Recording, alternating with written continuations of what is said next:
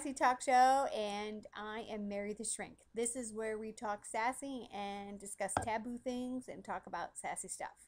So you can email me sassy questions and I'll answer them here. So let's talk about autism today. 1 in 110 kids or people are diagnosed with autism. That's huge. That's like huge. That means in your school alone or in your place of business alone, there are a number of people who are probably autistic that you may or may not know that they are. However, what that means is autism is what we is on a spectrum. We call it a spectrum, which I don't know how to explain. In my head, I kind of look at it like 0 to 100. The spectrum is maybe 100 is what we call Asperger's. Asperger's being the really intelligent, high functioning person who is like a superior IQ sometimes. Doesn't have to have a superior IQ, just learned that. But really intelligent, school, book smart, all that kind of stuff, but not socially smart at all. Socially does not know the temperature of the room, cannot figure that stuff out. And then 0 being the kids who have a lot of the hand movements and gestures and may or may not be integrated into schools depending on the level of severity. So there's a spectrum. That means there's kids in between, really intelligent, not as intelligent, has more of the disabling aspects of autism.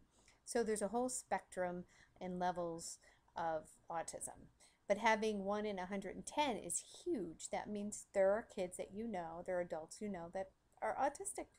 It is what it is. So here's the things that kids with autism may not understand. They may not understand what we call social cues. 60% of all the things you understand from somebody else come from nonverbal social cues.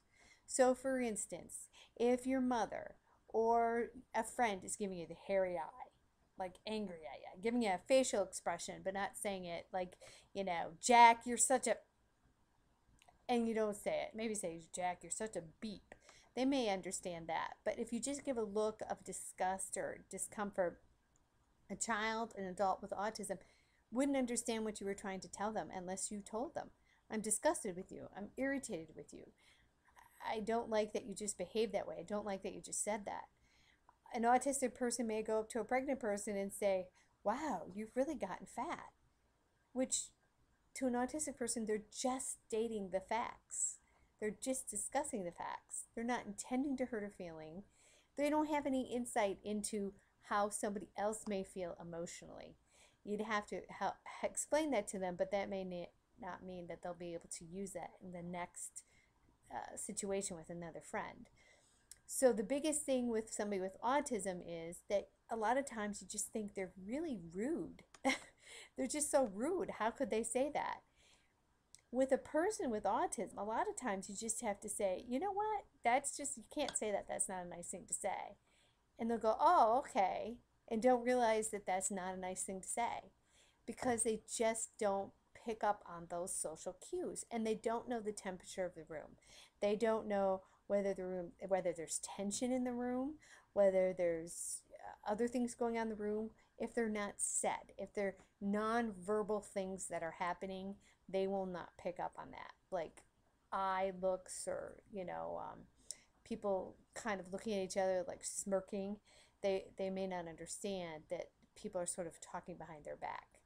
So they're not going to pick up on some things. So the thing to remember is they won't often intend to be rude, but will appear rude and insensitive unintentionally. But they don't understand those things. So you'd have to come out and just say to them, no, that's not a nice thing. It's almost as if you can be nice, but what you would consider rude back. For instance, let me give you an example.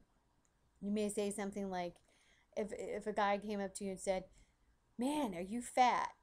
And you said, you know what, no, I'm not fat, I'm pregnant, and when you're pregnant, you gain weight. And that's what this is. So that's that. All right, that's my example. And remember, my new favorite saying is, you are what you think. So Make sure you're not stinking thinking and thinking good thoughts about yourself. Email me at marrytheshrink.com. All right, take care. Bye. Why I'm tearing out of pain.